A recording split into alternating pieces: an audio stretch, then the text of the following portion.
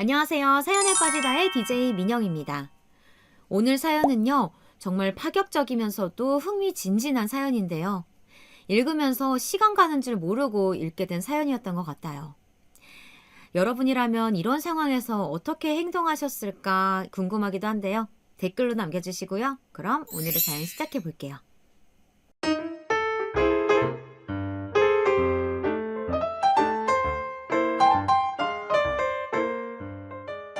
안녕하세요. 출근하면서 유튜브 사연 코너를 가끔씩 듣곤 했었는데, 이렇게 제 이야기가 올라가는 날도 오네요. 막장과는 거리가 먼 재미없는 인생이라고 생각했었는데, 역시 오래 살고 볼 일이라는 건 정말 존재하나 봐요. 여러분들의 고단한 출퇴근길에 저의 사연으로 짧게나마 인생의 스펙타클한 즐거움을 대리 경험해 보시길 바라며 이렇게 글을 남깁니다. 전 올해 34살이 되어 진정한 30대 중반으로 입성한 유부녀입니다. 지금은 서울에 살고 있고요. 결혼한 지는 2년 차인데 아직은 신혼의 재미를 까먹지 않고 즐기던 부부예요. 아니, 그랬었었죠. 얼마 전까지만 해도. 저는 케이크 만드는 일을 하다가 1년 전쯤 제 이름으로 수제 케이크 가게를 내고서 단골을 차근차근 모아가는 중입니다. 최근엔 직원도 한 명 생겼고요. 행복인지 고난인지 몇 년 전부터 레터링 케이크 인기가 치솟아서 제대로 긴 휴일을 즐긴 날이 언젠지도 가물가물해졌네요. 저는 어려서부터 케이크 만드는 일이 참 좋았어요. 제가 워낙 숫기도 없고 감정의 높낮이도 크지 않거든요. 가족이나 주변 사람들은 저의 이런 성격을 탐탁치 않아 해서 잔소리도 많았죠. 너는 그렇게 숫기가 없어서 아휴, 너 수업 시간에 발표도 제대로 못하지? 그럼 안 돼. 나중에 왕따라도 당하면 어쩔런지. 아휴, 걱정이다, 걱정이야. 특히 엄마가 절 많이 걱정하셨는데요. 케이크를 만들 때만큼은 정말 기분이 좋았어요. 케이크를 데코할 때면 마치 백지장에 저를 꾸미는 것 같았거든요. 원하는 색, 원하는 그림을 담아내면 사람들은 예쁘다며 좋아했죠. 직접 만들어낸 케이크가 받는 대접으로 제 자신도 어여쁜 사람이 된 것 같은 그런 기분이랄까요. 그렇게 욕심이 생기다 보니 더욱 공을 들여 노력했고 전 어느새 워커홀릭이라 할 만큼 일에만 빠져들었습니다. 물론 손님들의 불평이라든지 이런 것들이 때론 가혹하게 느껴질 때도 있지만요. 그래도 일의 소중함을 아는 입장이다 보니 뭐든 긍정적으로 잘 헤쳐나가고 노력하고 있고요. 그래도 일 외에 유일한 낙이 있다면 녹초가 된 저를 집에 가면 주차장부터 나와서 짐을 들어주는 남편 얼굴을 보는 거였어요. 뭐랄까, 남편은 너무 사랑스러운 사람이었어요. 저와는 완전히 정반대의 사람이었죠. 시어머니는 남편이 아직 철이 안 들어서 미안하다고 하셨지만 전 그게 좋았거든요. 강아지 같은 모습에 매일 감정 표현을 넘칠 듯이 하고 자존심 부릴 줄도 모르고 특유의 해맑음으로 항상 웃게 만드는 사람. 무슨 일이든 묻어나던 편이었던 저와는 반대였죠. 어떻게 보면 신랑은 저의 맞춤 케이크 같았어요. 제가 원하는 레터링과 장식으로 가득 꾸민 근사한 케이크. 남들은 그냥 보잘것없는 기계 부품 회사원인데 그런 남자와 있는 게 뭘 그렇게 특별한 사랑인 것처럼 떠드냐고 하지만 케이크의 달콤한 냄새는 박스 안에선 느낄 수 없으니까요. 신랑의 안마를 받으며 편히 잠들고 미리 만들어준 아침밥을 먹으며 시작하는 아침이란 정말이지 축복과 같은 하루하루였습니다. 여기까진 평범한 유부녀의 삶 같죠. 평범이라 하기엔 너무 거창하게 떠들었지만 평범한 일상이 가장 어려운 거잖아요. 저런 소중한 시간들이 저에겐 당연하게 느껴질 정도로 일상적인 루틴이었거든요. 그리고 사건은 이때쯤 시작되었습니다. 4달 전쯤 갑자기 모르는 번호로 전화가 왔어요. 주희 언니, 깜짝 놀랐지? 나야 보람이. 잘 지냈어? 저보다 10살 어린 사촌 동생이더라고요. 원체 애가 싹싹하고 정이 많아서 사랑받던 아이였어요. 게다가 시골에 사시는 저희 부모님에게 때마다 찾아갈 정도로 유난히 잘해줘서 내심 고마움을 느꼈던 동생이었죠. 그 고마움에 어릴 때 짧게나마 과외를 해줬었는데 대학교를 들어간 이후론 통 못 보긴 했네요. 보람아, 이게 얼마만이야? 번호 바뀌었어? 졸업하면서 바꿨지. 언니, 이제 우리 좀 보자. 동생은 며칠 후 제 가게로 찾아왔어요. 알고 보니 제가 가게를 열었다는 소식을 친정 엄마한테 듣고 온 거였더라고요. 가까운 사람 중에 이런 가게를 하는 사람이 없어서 신기했나 봐요. 한참 안을 둘러다보며 조잘조잘 떠들던 동생은 레터링 케이크를 주문하고 싶다고 말했어요. 저는 흔쾌히 그냥 해주겠다고 말했죠. 오랜만에 봐서 반갑기도 했고 가족에게는 처음 해주는 거라서 기념으로 해주고 싶었거든요. 친구 생일 파티 때 가져갈 거라기에 꼬박 하루 동안 틈틈이 신경 써서 만들어 주었습니다. 아니나 다를까 동생은 너무나 좋아했고요. 그 모습을 보니 대학교 졸업반이어도 애기는 애기더라고요. 지금 생각해보면 그때의 미소조차 전부 거짓 같긴 하네요. 아무튼 그 이후로 동생은 종종 가게를 찾아와서 케이크를 부탁했습니다. 저는 돈 한 푼도 받지 않고 매번 정성스럽게 만들어 주었어요. 동생이 바득바득 돈을 주겠다고 했지만 더 커서 한 번에 갚으라고 거절했죠. 그러다 하루는 연말 시즌이라 일이 너무나 밀려있던 시기에 불쑥 찾아와서 남자친구에게 줄 케이크를 만들어 달라고 하더라고요. 연락도 주지 않고 대뜸 찾아와 본인이 그린 시안을 내미는 게 사실 조금 불편했지만 일단은 알겠다고 했습니다. 그래, 근데 일단 언니가 주문받아 놓은 게 있어서 그거부터 하고 만들어줄게. 그리고선 당장 밀린 작업부터 하고 있는데 그날은 이상하게 동생이 옆에 앉아서 절 가만히 바라보더라고요. 왜 집에 안 가냐고 물었더니 남자친구가 사실 케이크를 안 좋아해. 그러니까 특별히 신경 써서 맛있게 잘 부탁할게. 라고 하더군요. 그래, 알았어. 되면 연락할게. 이제 가. 만난 지 2주 됐다던 남자친구의 입맛까지 맞춰달라는 말에 왠지 짜증이 치솟아서 이만 가라고 등 떠밀었습니다. 그날 저녁에 집에 가서 남편한테 사촌동생 이야기를 하니까 어려서 그럴 수도 있지 않느냐고 하더라고요. 그러지 않던 사람이니까 무슨 일이 있는지 잘 살펴주라면서요. 그래서 저는 남자친구와 싸웠냐고 물어볼까 하다가 말았어요. 애기들 싸움에 내가 끼어드는 것도 우스우니까요. 그러다 며칠 후에 시어머니가 찾아오셨어요. 평소엔 안 먹던 웬 값비싼 육포랑 견과류 세트를 가지고 오셨더라고요.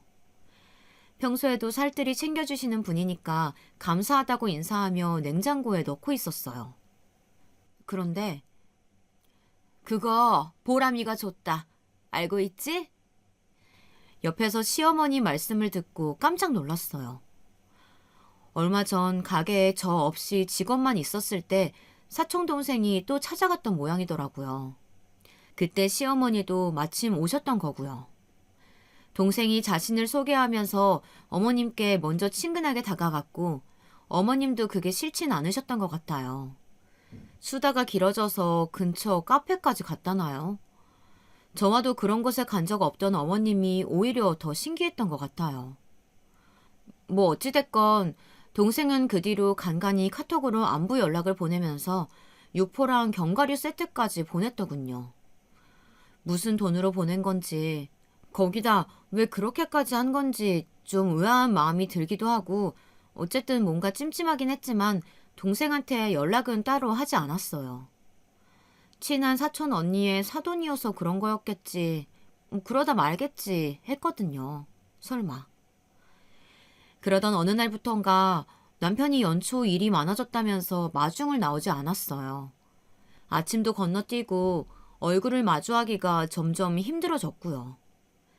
저는 제 일이 많아서 그런 건가 싶은 마음에 직원을 한 명 더 두고 집안일에 더 신경 쓰기로 했습니다.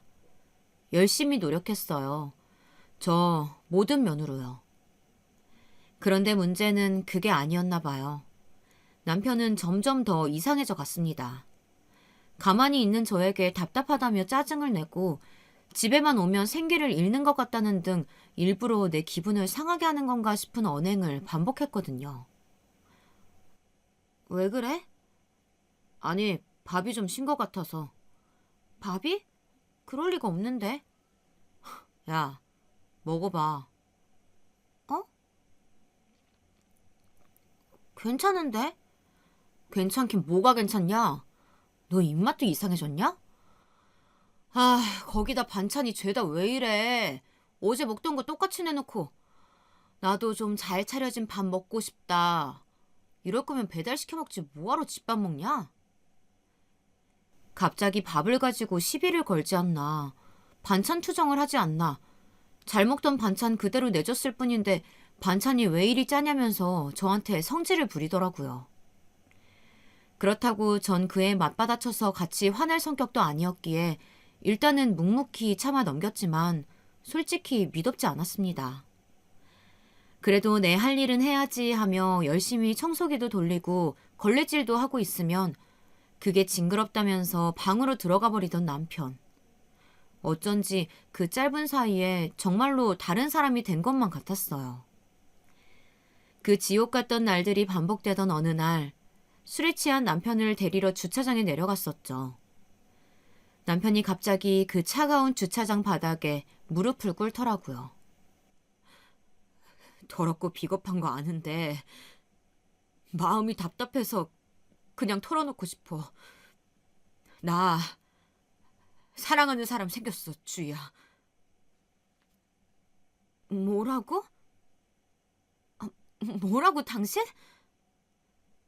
미안해. 근데 도저히 못 참겠어, 이제. 더 감추고 있다간 폭발해버릴 것 같아, 나도. 아니, 그게 무슨 말이야? 남편의 갑작스러운 고백에 놀라 얼어붙었어요. 뭐? 네가? 왜? 지금? 어떻게 나한테 이래? 끝없는 질문들이 머릿속으로 가득했습니다. 그 순간만큼은 할 수 있다면 정말 그대로 차에 치이고 싶었어요. 가까스로 이성을 찾은 후에 어떤 말을 해야 할까 고르다가 그 여자가 누구냐고 애써 물었고요. 그런데 대답을 안 하더라고요.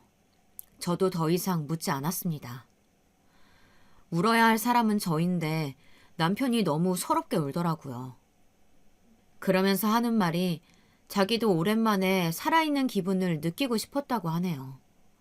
저에게 사랑을 퍼부었지만 이렇게 받는 건 처음이라고 하면서 구역질 나서 남편을 두고 전 집으로 올라갔습니다. 며칠 동안 멍하니 누워만 있었던 것 같아요. 이러다간 미쳐버릴 것 같아서 좋아하는 일이라도 하자라는 마음에 일단 가게에 갔습니다. 가게를 청소하면서 나에게 닥친 이 불행은 어떻게 치워야 할지 고민하고 있던 차 사촌동생이 가게로 들어왔어요.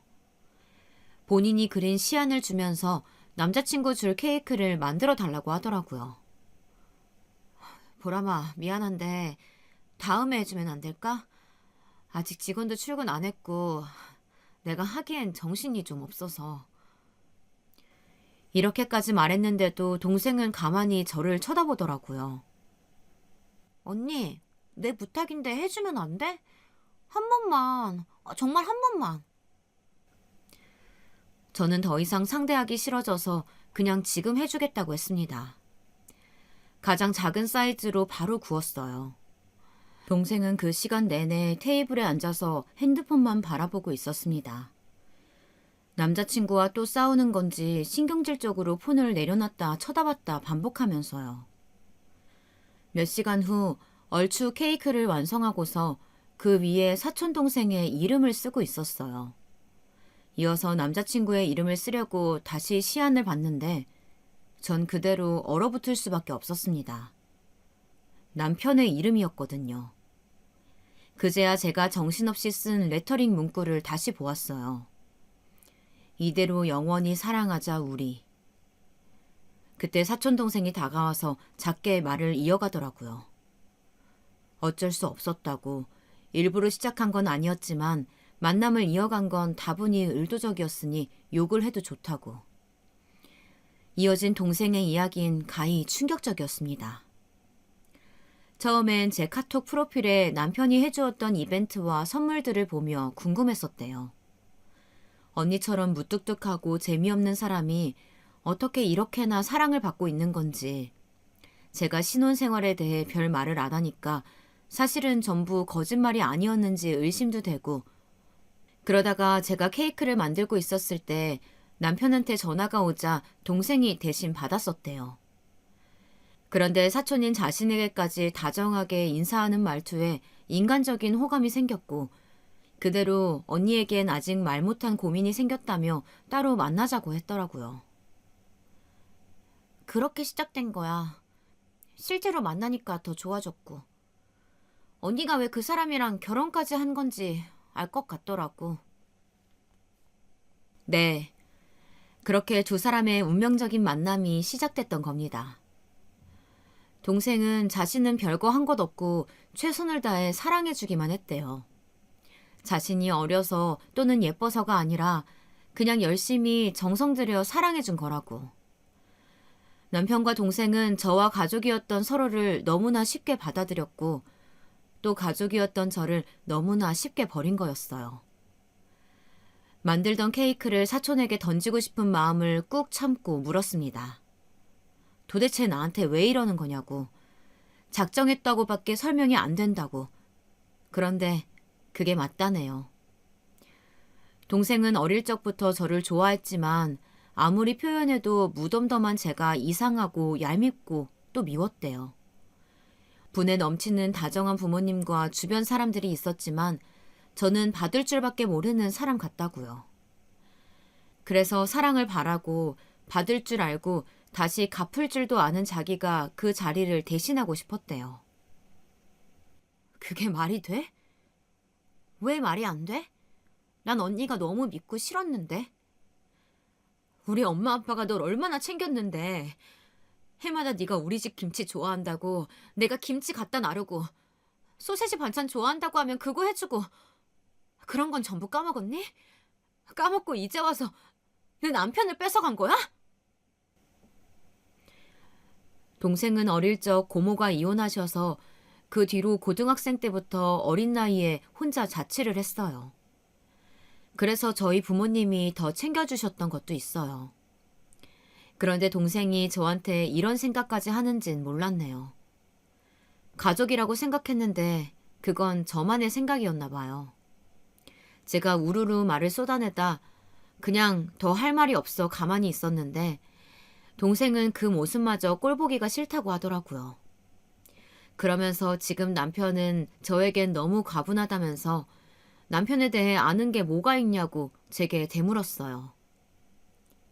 언니 남편은 케이크 싫어해. 언닌 그걸 좋아해서 업으로까지 삼았지만 난 그 차이라고 생각해. 언니와 언니 남편은 달라도 너무 다른 사람들이야. 반대로 오빠랑 나는 아주 섬세한 결까지 잘 맞는 사람들이고. 그러니까 언니가 물러서 줘야 하지 않겠어? 저는 그저 말없이 동생을 밖으로 밀어내고서 케이크를 전부 쏟아버리고 집으로 돌아갔습니다. 남편이 퇴근할 때까지 불 꺼진 방에서 혼자 앉아 기다렸어요. 저녁 때 돼서야 돌아온 남편은 제 눈치를 슬슬 보면서 평소처럼 옷을 갈아입으러 갔고요. 그 모습을 보자니 이상하게 속 안에서부터 역류하는 기분이 들었습니다. 남편은 제가 바람을 알고도 이 집을 떠나지 않을 거라는 걸 이미 안다는 듯한 느낌이 들었거든요. 저는 식탁으로 옮겨 앉고선 남편에게 왜 보람이를 만나러 갔냐고 물었어요. 사색이 된 남편은 주희 네가 그랬잖아. 동생에게 잘해주고 싶다고. 다 널 위해서 그런 거야. 동생이 오랜만에 찾아온 거엔 뭔가 이유가 있을 거라고 생각했어. 너한테는 말 못하던 고민이나 걱정이 있다면 나에겐 하지 않을까. 그래서 도움을 줄 게 있지 않을까 했던 거야, 난. 보람이가 얘기 안 해? 그 순간 남편 입에서 보람이란 말이 나오자 저는 움찔했고 자신의 말실수를 깨달은 남편은 고개를 푹 숙이더라고요. 남편은 미안하다는 말만 반복하며 시간을 달라고 했습니다. 어이가 없어서 웃음이 나더라고요. 나에겐 아무도 상처를 준비할 시간, 나을 시간, 되갚을 시간도 주지 않았는데 난 내 마음을 찢고 도련한 사람들에게 이별할 시간도 줘야 한다니 무슨 말을 해야 할까 고민하다 내뱉은 질문은 지금 생각해도 웃기네요. 왜 그런 질문을 했는지는 모르겠어요. 그런데 너 케이크 싫어해? 놀란 듯 제 얼굴을 쳐다보던 남편은 잠시 고민하다 고개를 끄덕이더라고요. 저는 다음 날 바로 시댁을 찾아가 모든 걸 말했습니다. 남편이 여자를 만나고 있는데 그게 심지어 저의 사촌 동생이라고요. 당신에게 치댔던 바로 그 동생이라고. 시어머니는 잠시 놀라서 아무 말씀 없으시다가 배우신 양반이라 그런 건지 같은 여자여서 그런 건지 모르겠지만 저의 모든 감정을 이해해 주신 것 같았어요. 제가 얼마나 괴로웠을지 그리고 본인들이 그 사이에서 아무 도움도 못 됐다는 사실을 도리어 사과하셨죠. 미안하구나. 정말 내가 뭐라 말해야 될지 모르겠어. 내가 자식 교육을 잘못 시킨 탓이다. 내 탓이야. 남편의 바람을 안 이후 누군가 앞에서 운 게 아마도 그때가 처음이었던 것 같네요. 그러면서 이제 남편과 그만하고 싶단 뜻을 밝혔어요. 아이가 없을 때 안 걸 다행이라고 여기며 떠나겠다고. 그런데 갑자기 제 등을 토닥이던 어머니 손길이 멈췄습니다. 그리고선 제 어깨를 잡고 일으키더니 바로 태도가 바뀌었어요. 저는 그 순간이 너무나 소름이 끼쳤는데요. 누구 얼굴에 똥칠하고 싶어서 이런 일로 갈라서겠다는 거야? 그 여자애 24살이라며. 애들이 소꿉장난 한 거 가지고 일 크게 만들지 마라. 이 정도 울었으면 됐잖니. 네? 소꿉장난이요? 어머님, 이게 소꿉장난 같으세요? 남자들은 원래 다 한 번씩 바람 핀다. 안 피는 남자 있으면 나와보라 그래. 원래 그런 건 여자가 살살 달래가면서 다시 집안으로 들어오게 해야 하는 거야. 넌 그것도 모르고 아휴 얘 괜히 엄살 피지 말고 일어나라.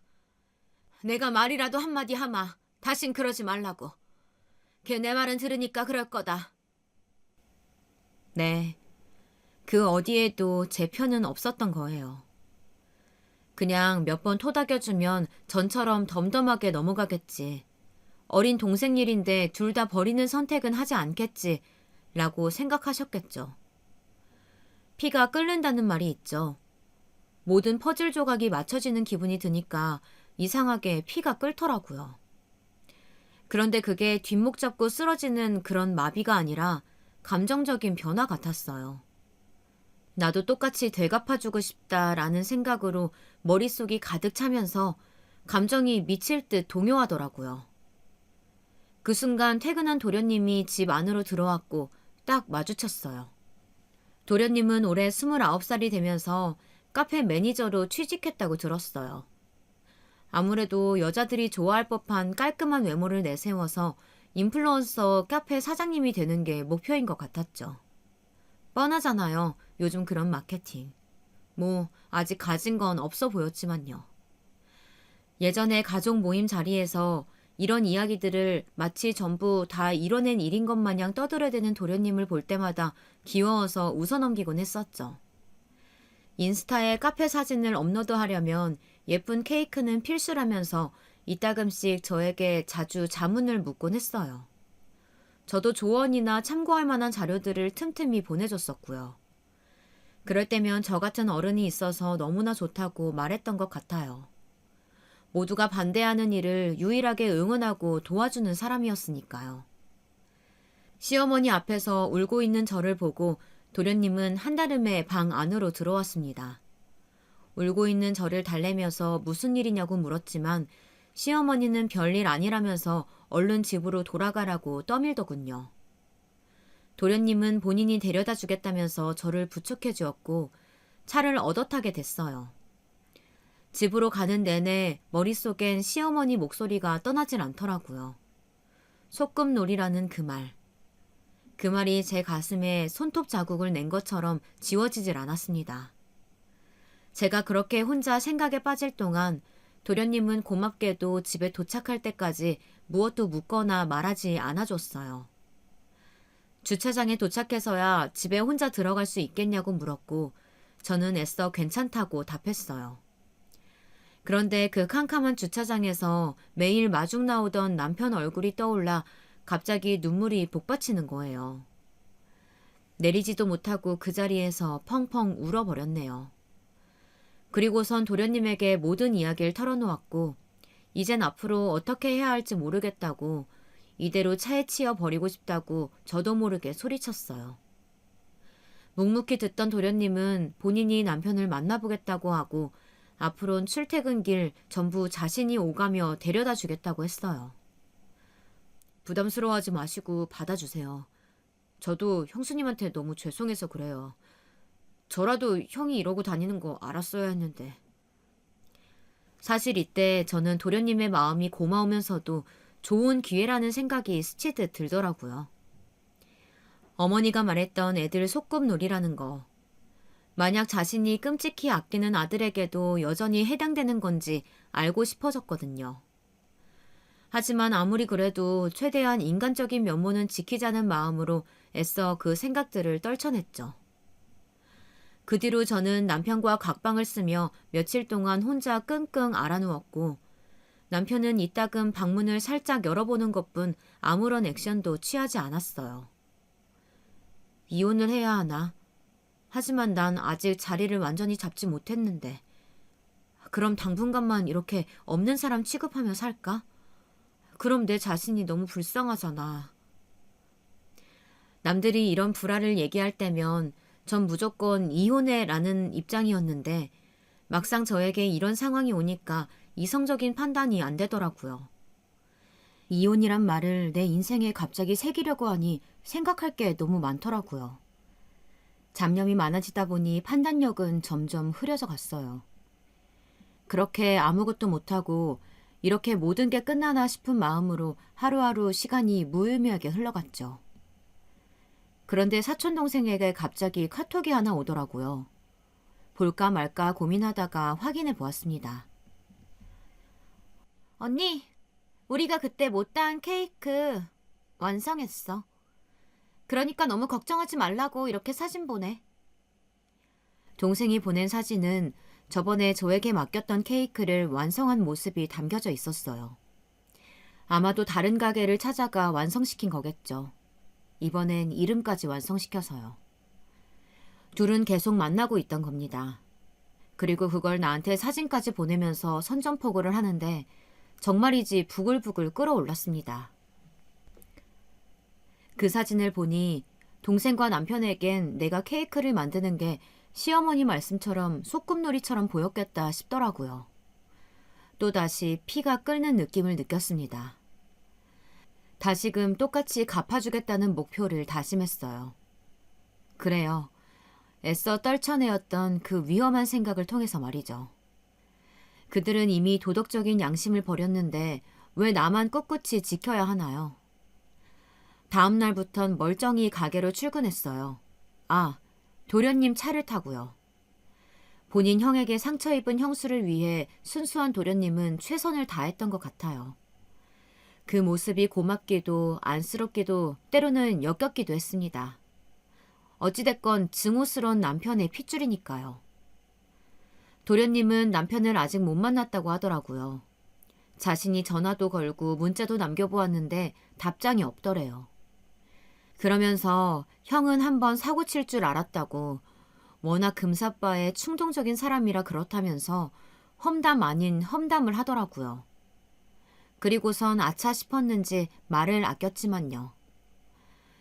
그렇게나 남들이 다 알고 가볍게 치부해버릴 사람인데 전 무슨 콩깍지가 꼈기에 그렇게 좋아했었을까요? 어쩌면 그런 콩깍지가 운 좋게 벗겨지지 않아야 금슬 좋은 오래된 부부가 되나 싶었어요. 저 도련님, 저 이렇게 태워다 주시고 감사해요. 제가 뭐 별다르게 해드릴 건 없는데 혹시 케이크 만드는 법 배워보실래요? 배워두시면 나중에 카페에 도움 될 것 같은데. 정말요? 좋죠, 형수님. 그 이후로 저는 도련님에게 고마움을 갖고자 케이크 만드는 법을 알려주겠다고 했어요. 순진하게 너무나 좋아하는 도련님 얼굴을 보자 살짝 미안함을 느꼈지만 어쩔 수 없었습니다. 내가 희망을 가질 방법은 그거 하나뿐이었으니까요. 제가 출근한 뒤로 1시간, 퇴근하기 전 1시간씩 도련님과 함께 베이킹 작업을 했어요. 우리는 형수와 도련님이라는 관계를 잇고서 오래된 선생과 제자처럼 공부했죠. 저를 곧잘 따랐고 저도 그게 싫지 않았습니다. 그러다 도련님이 하루는 그런 말을 하더라고요. 형수는 베이킹할 때 표정이 엄청 다양한 것 같아요. 그게 참 재밌어요. 아마도 형수 자체가 솔직한 사람이라 그런 거겠죠? 저라는 사람은 매번 로봇 같다, 지루하다 라는 말이 꼬리표처럼 따라오곤 했는데 그런 말은 처음이었던 것 같아요. 베이킹을 하며 손길이 스치는 순간들이 늘어나서 그런 걸까요? 저는 도련님과 그렇게 매일 조금씩 더 가까워졌습니다. 그리고 그 생각은 저만의 것이 아니었던 것 같아요. 도련님은 사적인 전화와 메신저로 자신의 일상 다반사를 일일이 늘어놓기 시작했으니까요. 마치 오래된 여자친구를 대하듯이요. 아마도 창업 준비를 하면서 많이 외로웠던 것 같아요. 가족 누구도 응원해주지 않는 일이었거든요. 다들 내가 망할 거라고 생각해요. 길거리에 널린 게 카페인데 제가 무슨 사장을 하냐고요. 근데 그 말을 자꾸 들으니까 나도 언제부터 그게 진짜일 것 같더라고요. 자신감도 없어지고. 아니에요. 잘할 수 있어요. 잘하고 있잖아요. 고마워요. 그렇게 말해주는 건 형수님밖에 없어요. 형수님이 직접 이런 가게 운영하시니까 왠지 더 신뢰가 가네요. 저 형수님 말만 믿을래요. 저는 그 모든 크고 작은 투정과 고민, 감상들을 받아주었고 우리는 모든 시간을 함께 나누기 시작했어요.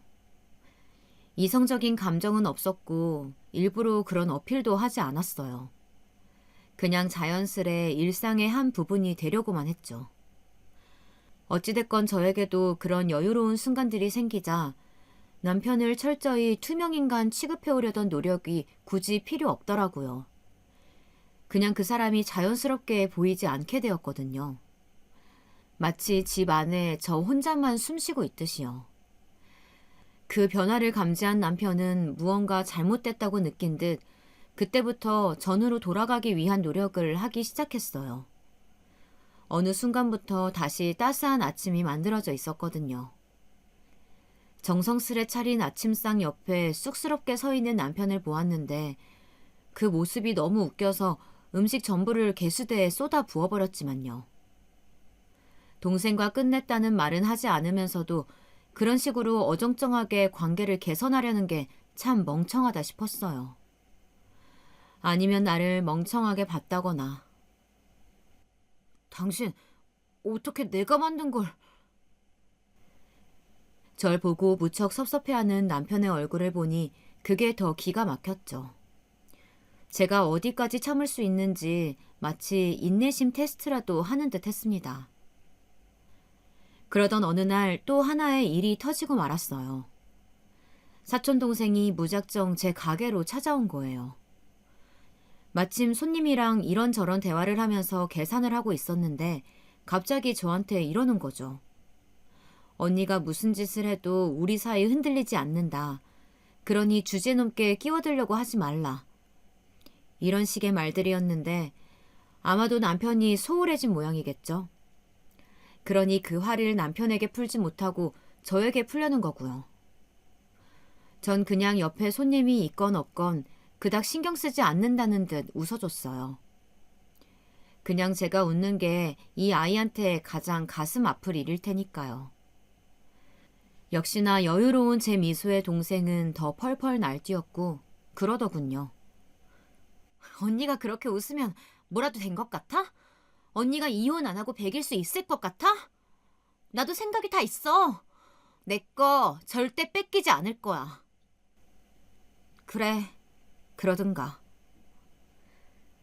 제가 그 말만 하고 마저 일에 집중하고 있으려니 동생은 혼자 씩씩거리며 나가버리더라고요. 휴대폰으로 친구에게 전화를 걸어 제 욕을 하면서 말이죠. 사장님, 괜찮으세요? 직원이 저한테 마침 와서 괜찮냐고 물었지만 괜찮아요. 저 아무렇지도 않아요. 이렇게 대충 대답하며 넘겼습니다. 그리고 그때부터 어느 순간 감지했어요. 내 복수가 어느 정도 중간 단계까지 와 있다는 걸요. 조금만 더 인내심을 발휘한다면 최소한 내가 받은 상처 정도는 그들에게 돌려줄 수 있겠다는 걸 말입니다. 이 양심도 없는 것들에게요. 그 후로도 사촌동생은 대체 뭐가 그리 당당하고 뻔뻔한지 계속해서 저를 공격했어요. 온갖 문자 메시지 폭탄들, 귀찮은 전화들로요.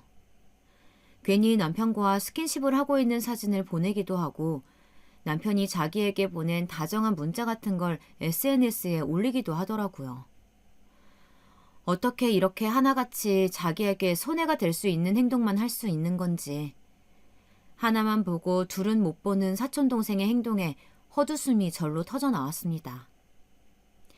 그리고 남편은 사촌동생이 SNS에 그런 사진을 올리고 난 날엔 저에게 달려와 싹싹 빌었습니다. 자기게 시킨 게 아니다. 걔가 멋대로 그런 거다. 오해하지 말아라. 이러면서요. 나 오해 안 했는데?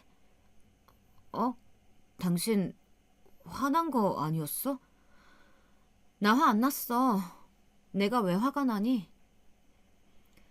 인간 같지 않은 것들에게 라는 뒷말은 생략했습니다. 그냥 그럴 필요가 없을 것 같더라고요. 더 이상은 여기에 구차한 에너지를 쓰고 싶지 않았습니다. 시어머니는 시어머니대로 제게 연락을 따로 하고 있진 않았지만 설사하여 제가 이혼이란 선택을 하여 자기 아들의 체면에 금이 갈까봐 꽤 노심초사하시는 것 같았어요. 한 번씩 저희 집 앞에 과일 같은 것들을 보내시며 그 위에 메시지를 붙여놓으셨는데 메모지 위엔 관용과 배려에 관련된 구절들이 있었거든요. 그 말이 곧 뭐겠어요.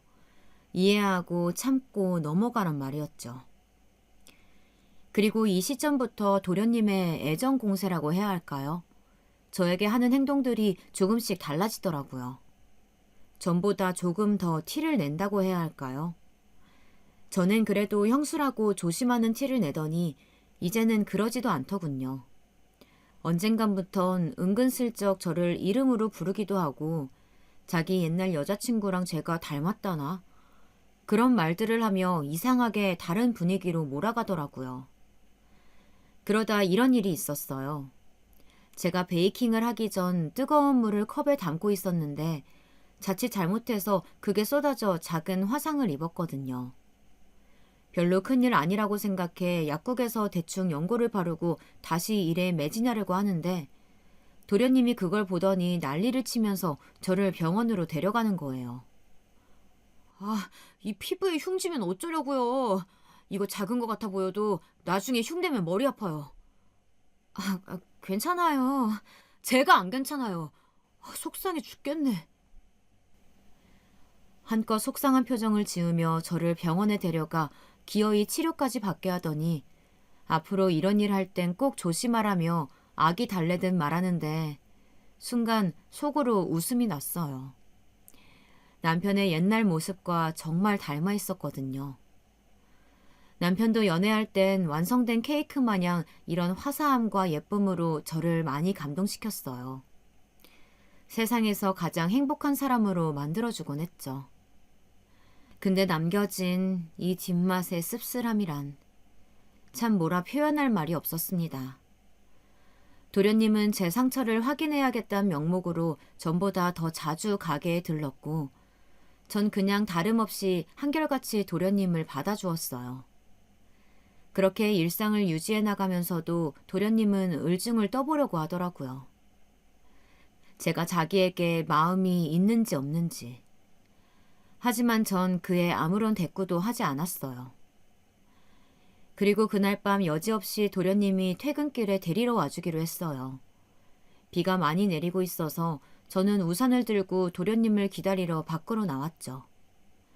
그런데 남편이 문 밖에 서 있더라고요. 반차를 내고 저를 마중 왔던 거예요. 저기, 당신 비 오니까 힘들까 봐 왔어. 그래? 고맙네. 예전과 같은 미소를 억지로 만들어내며 저를 맞이하는 남편을 보자 드디어 때가 왔다 싶었고 이 때를 놓치면 안 되겠다 싶더라고요. 그래서 그대로 옷자락을 붙잡았어요. 보여줄 게 있으니 잠시만 기다려달라고. 남편은 무슨 일이냐고 물었지만 저는 잠시만 기다려달라는 말만 반복했어요. 남편은 자신에게 그런 부탁을 하는 게 오랜만이라 감격한 건지 알겠다며 옆에 서주었습니다. 이윽고 도련님의 차가 미끄러지듯 골목 안으로 들어왔습니다. 도련님 차를 알아본 남편의 얼굴이 바로 굳더라고요. 저는 이제 가봐도 된다며 남편의 옷을 놓아주었어요. 매일 시간 맞춰 데리러 오는데 오늘은 조금 늦은 것 같다는 말도 덧붙이고요. 도련님은 차에서 내렸고 남편은 왜 왔냐고 공격적으로 따져 묻더군요. 형이 잘못한 일을 내가 되돌려주려고 한 거야. 네가 뭔데 나서. 그리고 이게 되돌려주려는 거라고? 매일 형수 데리러 오는 게? 너는 대체 뭔 생각으로 이러는 거냐? 너 미쳤냐? 형이야말로 미쳤지. 와이프 두고 어린애랑 놀아나? 형 옛날부터 내가 알아봤어. 하여튼 인생 진짜 더럽게 피곤하게 살지. 도련님은 나름 제 남편에게 쌓인 게 많았던지 생각보다 공격적으로 굴더라고요. 그러면서 남편을 갖가지 말로 비난해대는데 둘의 분위기가 점점 가열되고 있을 때 저는 말다툼 중인 두 사람 사이를 지나쳐서 차에 올라탔습니다. 가자 현중아, 나 피곤해. 일부러 도련님 이름을 또박또박 불러봤는데 바로 먹히더라고요. 남편 얼굴이 당장이라도 터질 것처럼 빨개졌거든요.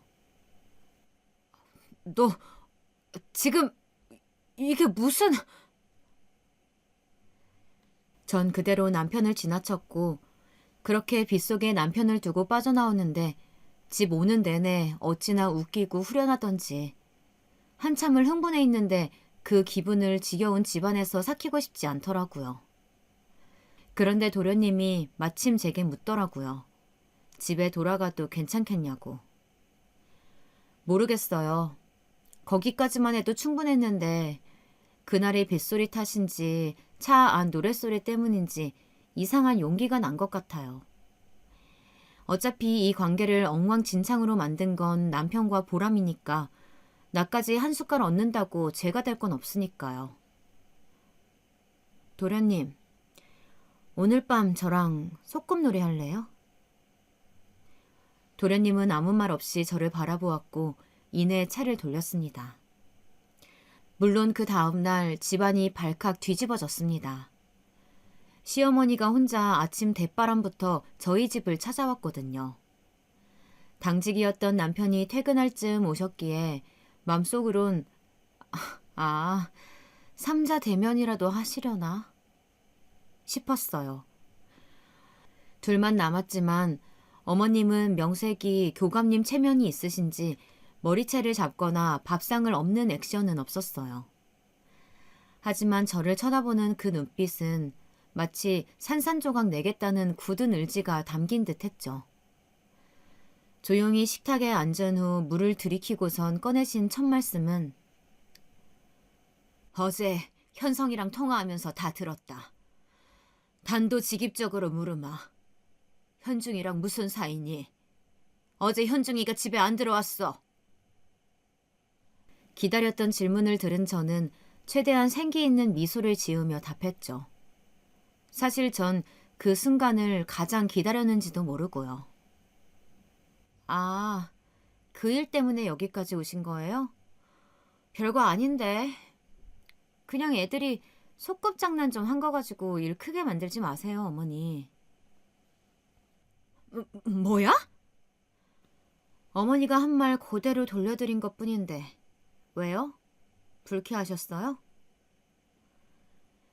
시어머니는 더 이상 이성을 참지 못하고 제 뺨을 때리셨죠.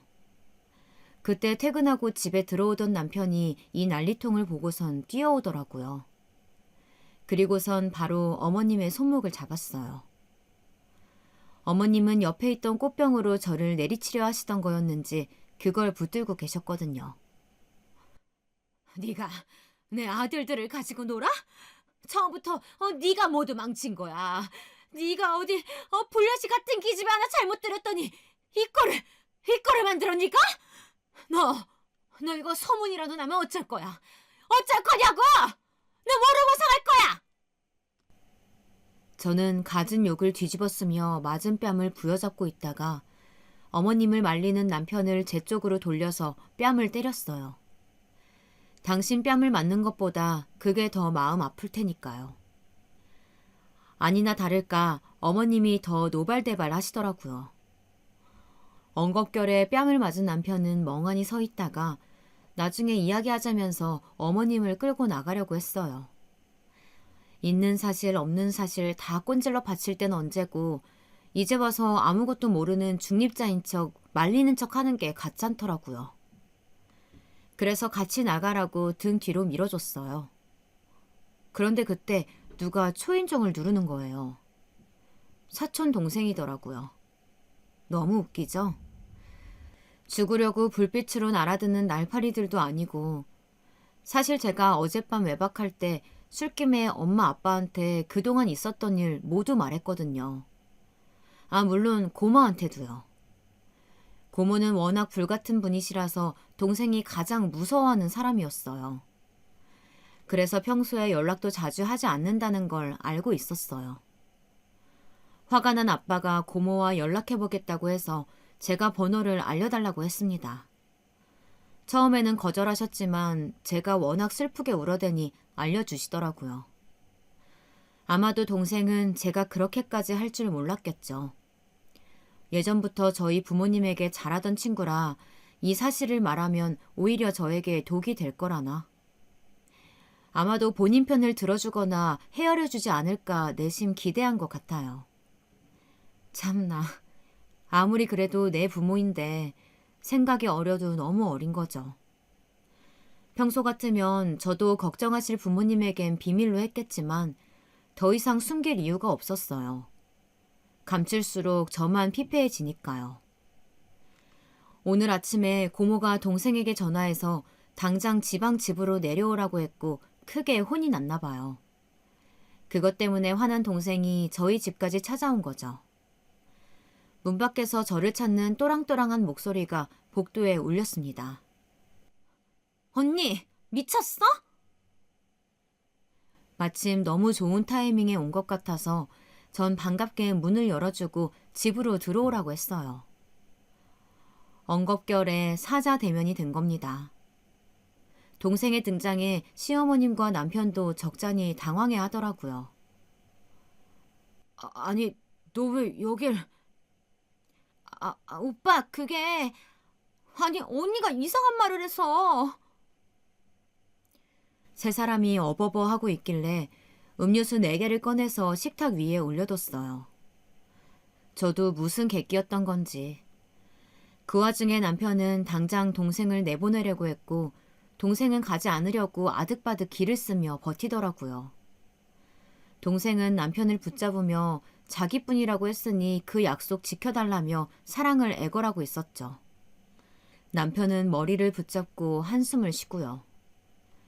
그러다 동생이 셋이 이야기할 수 있도록 어머님한테 나가라고 하더라고요. 그 광경을 보는데 우리 집에서 서로 나가라고 소리치는 게 너무 웃겼어요. 드라마에서나 보던 상황이 이렇게 눈앞에 있으니까 내 이야기인데도 참 현실성 없다 싶었죠. 그때 두 사람의 다툼 사이에 낀 어머님이 갑자기 저에게 빨리 결정하라고 채근하기 시작했어요.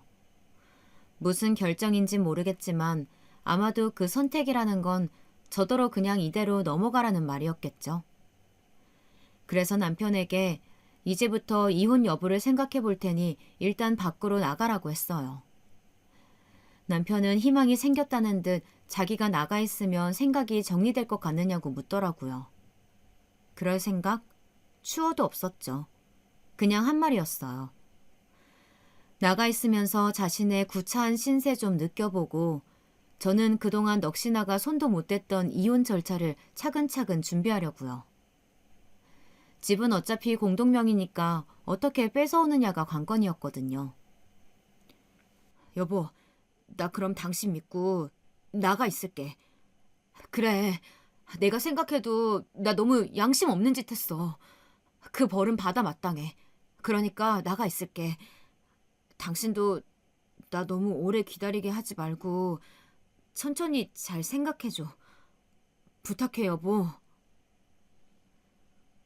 남편은 제가 하는 말이 무슨 말이든 다 듣겠다는 태도로 나왔어요. 그리고 전 어머님에게 도련님이랑은 별일 없었으니 걱정 말라고, 그렇지만 저를 따라다니는 건 어쩔 수 없다면서 두 손을 꼭 잡아드렸죠. 오늘은 꼭 집에 보내겠다는 말을 덧붙이면서요. 그러자 어머님이 다시 또 손을 올리는 걸 남편이 막더라고요. 아무 일 없었대잖아. 난 와이프랑 현중이 믿어. 그러니까 엄마도 이제 그만해. 이혼에 대해서 생각해보겠다고 했더니 사람이 갑자기 제 편이 돼서 이 상황을 중재하네요. 참나, 역시 한결같아요. 한결같이 눈앞에 자기 일만 급급한 멍청한 사람. 남편 말에 놀란 사촌동생은 결국 이렇게 멍청하게 당하려고 자기랑 끝냈냐며 다시 날뛰기 시작했어요. 시어머니도 그런 꼴은 처음 보셨는지 당황하더라고요. 저는 이제 동생에 대해 복수할 차례라는 걸 깨달았습니다. 전 그동안 동생이 인터넷상에서 제 가게에 대한 고의적인 악성글을 남긴다는 사실을 알고 있었고 고소를 진행 중에 있었습니다. 아무런 대응을 하지 않는 척 하다 이번에 난리치고 있는 동생에게 조용히 고소장을 내밀었어요. 아니, 이게 뭐야, 언니? 언니, 설마 나를... 동생은 가족 간에 어떻게 이럴 수 있냐며 떠들었지만 대꾸할 필요가 없을 것 같아서 가만히 있었어요. 이번에도 남편이 중재하면서 동생에게 왜 이렇게 구차하게 구냐면서 혼내더라고요. 역시 어린애들은 상대 못하겠다면서요. 같이 놀아난 본인 생각은 전혀 못하나 봐요. 완전히 개판이었네요.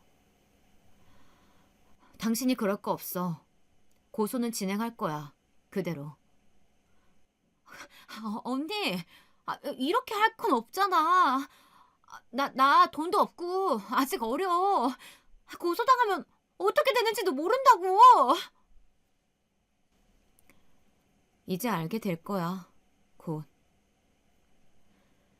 동생은 제 발목을 잡고 구걸할 듯 미안하다며 엉엉 우는 소리를 해댔어요. 하지만 악성 글들을 남기면서 실컷 분풀이할 땐 언제고 이제 와서 미안하단 말로 퉁치면 그건 제가 부처인 거죠. 그러면 안 되는 거고요.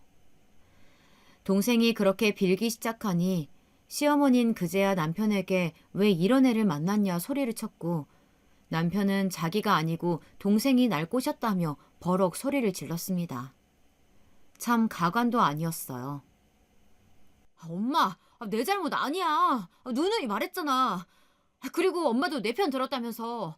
바람 눈 감아주라고 했다면서. 그건 그렇지만 너만 잘했어도 이 꼴이 만들어져? 내 체면, 우리 집안 체면 좀 생각해봐라. 이게 무슨 개판 5분 전이야.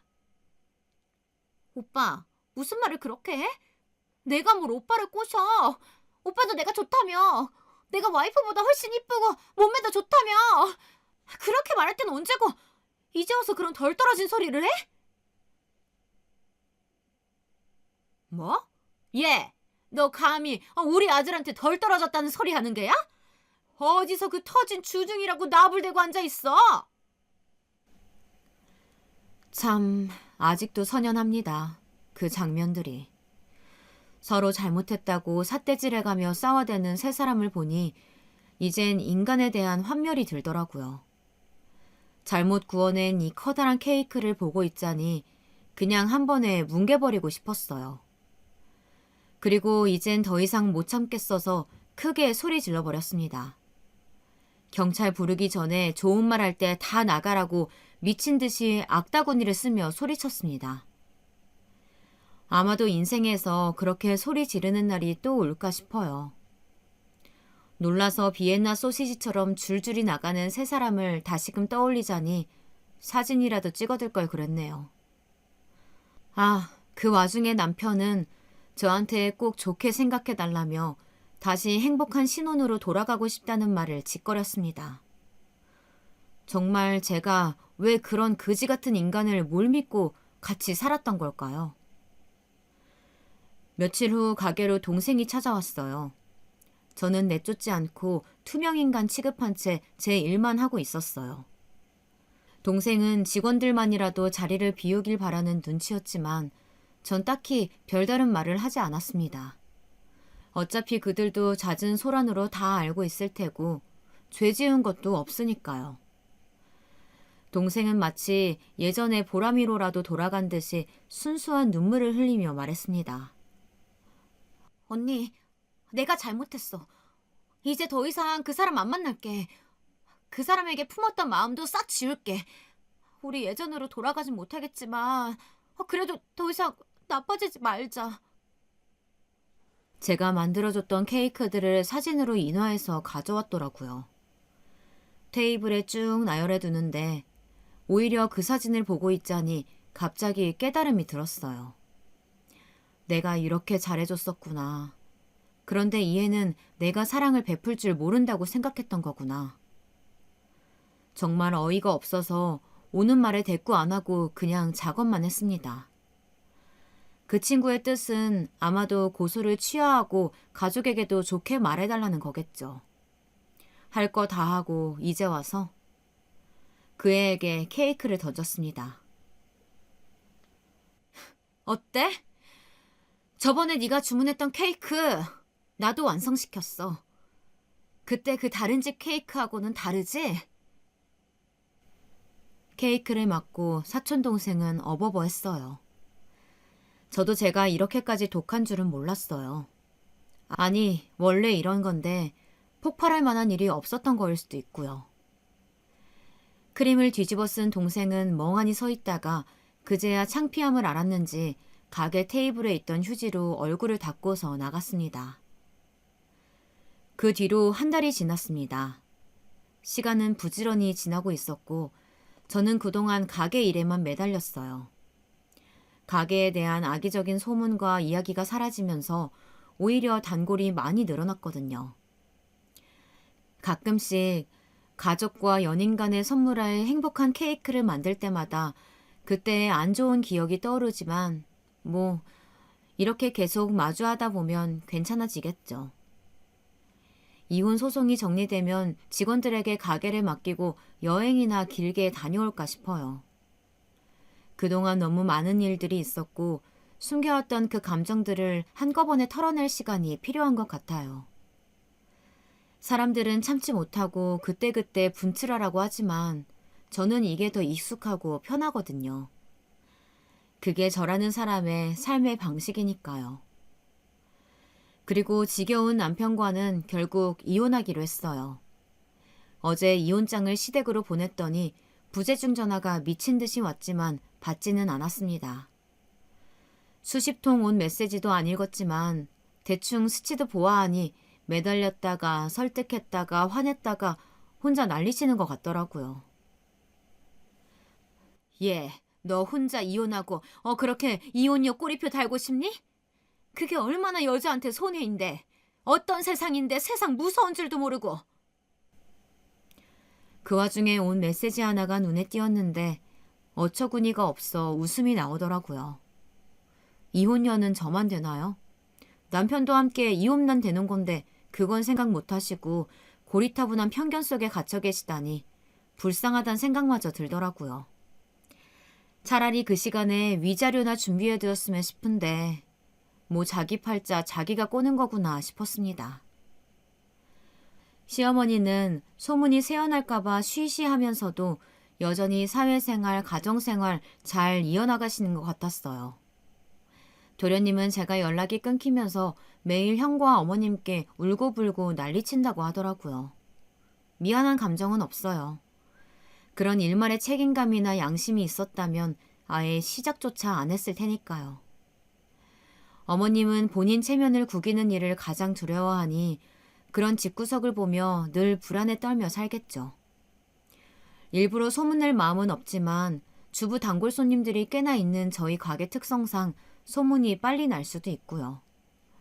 맘카페는 정말이지 모든 소문의 요충지거든요. 모든 건 시간에 달린 일이라고 생각하고 있어요. 아, 사촌동생은 지방으로 내려갔습니다. 그때 합의금을 받아낸 이후로 서울에서 지낼 형편이 안 돼 도망치듯 이사했다고 하더라고요. 그 이후로는 어떻게 사는진 몰라요. 가족에게 묻지 않으니 확인할 길이 없더라고요. 그렇지만 아마도 딱 제가 겪었던 것만큼 지옥 같은 생활이 이어지고 있길 바랄 뿐입니다. 어린아이가 쓸데없는 객기로 부린 일이라고 하기엔 너무 커다란 잘못이었으니까요. 시간이 지나고 나면 어느 날 저도 더 이상 미워하지 않고 용서할 날이 올까요? 제 얘기는 여기까지입니다. 사람들이 말하는 사이다까진 아니지만 그래도 저는 만족해요. 한 사람이 망가지는 건 너무 쉽고 한 사람을 망쳐버리는 건 생각보다 유쾌한 일이 아니더라고요. 마음이 불편한 건 여전하긴 하니까요. 하지만 누가 뭐라고 해도 저는 지금 제 일을 사랑하고 지금의 제 하루를 사랑하니 그렇게 스스로 위로하도록 하겠습니다. 지금까지 긴 사연 들어주셔서 감사합니다.